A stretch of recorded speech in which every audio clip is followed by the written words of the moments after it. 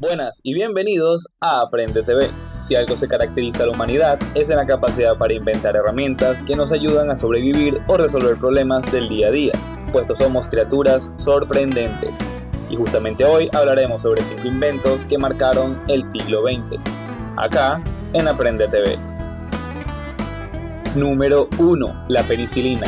La penicilina fue uno de los primeros antibióticos que se inventaron y también uno de los que más se utilizaron en todo el mundo. Durante años, gracias a los descubrimientos de su creador, Alexander Fleming, los antibióticos a base de penicilina han salvado la vida de millones de personas, razón por la cual esta invención constituye una de las más importantes de toda la historia. También se las utilizaban como de forma regular en la medicina moderna.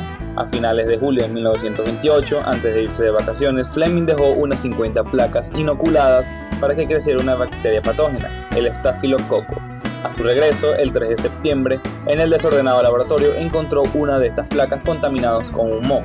En lugar de tirar a la basura ese experimento fallido, la curiosidad de Fleming lo impulsó a analizarlo. Observó que alrededor del hongo, las colonias de estafilococo más cercanas a él estaban muertas, mientras que las más alejadas se habían reproducido normalmente.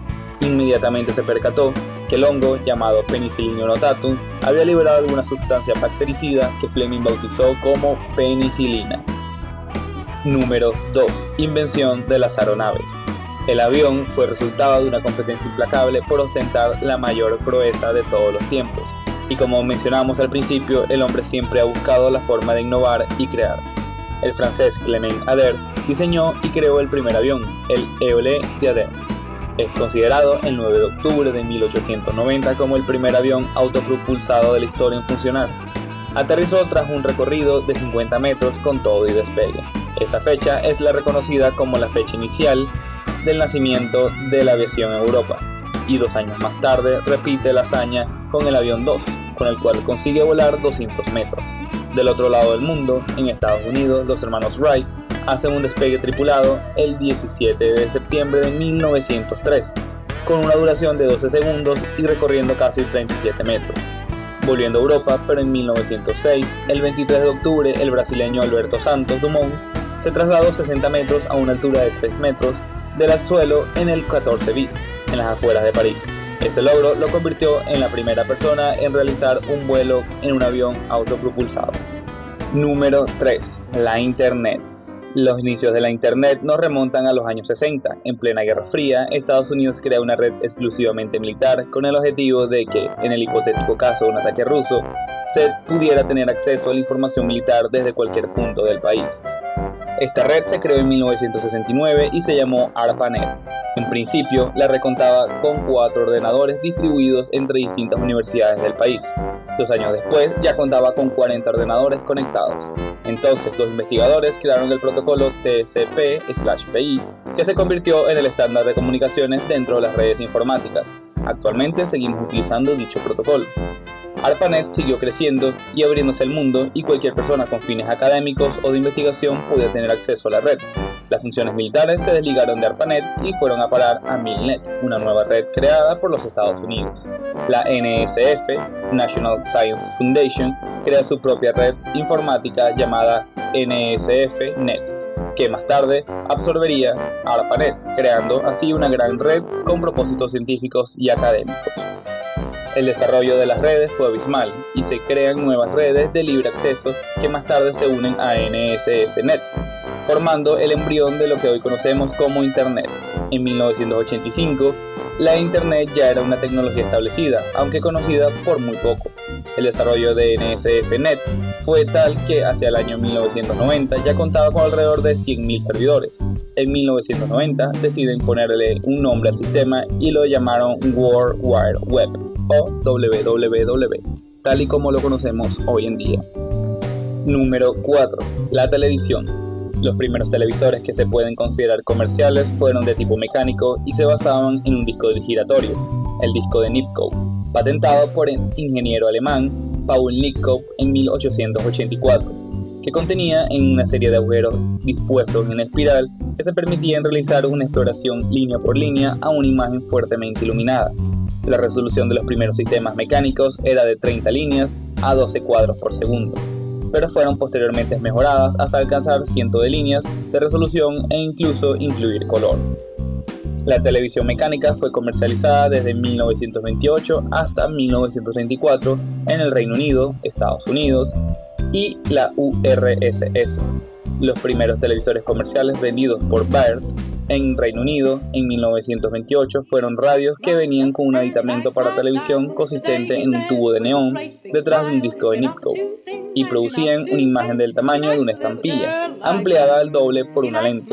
El televisor de Baird estaba también disponible sin la radio. El televisor vendido entre 1930 y 1933 es considerado el primer televisor comercial, alcanzando varios miles de unidades vendidas. El sistema mecánico fue pronto desplazado por el uso del SRT o tubo de radios catódicos, como elemento generador de imágenes que permitía alcanzar mejores resoluciones y velocidades de exploración. Además, al no tener elementos mecánicos, el tiempo de vida útil era mucho mayor. El primer televisor totalmente electrónico, sin elementos mecánicos para la generación de imágenes, con tubo radiocatódico, fue manufacturado por Telefunken en Alemania en 1934, seguido de otros fabricantes en Francia, Gran Bretaña y Estados Unidos. Ya en las épocas del CRT se empezaron a idear sistemas de transmisión en color, pero no fue hasta el desarrollo de los tubos de rayos catódicos con 3 cañones que se empezaron a fabricar masivamente televisores a color totalmente electrónicos. En la década de los 70, los televisores a color fueron ampliamente difundidos y empezaron a comercializarse en los países desarrollados. La premisa de compatibilidad con los sistemas monocromáticos permitió que ambos tipos de televisores convivieran de forma armoniosa hasta nuestros días, para luego ser desplazados por los televisores modernos. Número 5. El automóvil. Nicolas Joseph Cugnot, escritor e inventor francés, dio el gran paso al construir un automóvil de vapor diseñado inicialmente para arrastrar piezas de artillería. El Fardier, como lo llamó Cugnot, comenzó a circular por las calles de París en 1769. Se trataba de un triciclo que montaba sobre la rueda delantera una caldera y un motor. La rueda delantera resultaba tractora y directriz a la vez. En 1770 construye un segundo modelo, mayor que el primero y que podía arrastrar 4.5 toneladas a una velocidad de 4 km por hora. Cugnot todavía tuvo tiempo de construir una tercera versión en 1771, que se conserva expuesta en la actualidad en el Museo Nacional de la Técnica de París. En 1784, William Murdoch construyó un modelo de carro a vapor y en 1801, Richard Trevithick condujo un vehículo en Reino Unido. En estos primeros vehículos se desarrollaron innovaciones como el freno de mano y las velocidades y el volante. El belga Lenoir hizo funcionar un coche con motor de combustión interna alrededor de 1860, propulsado por gas carbón.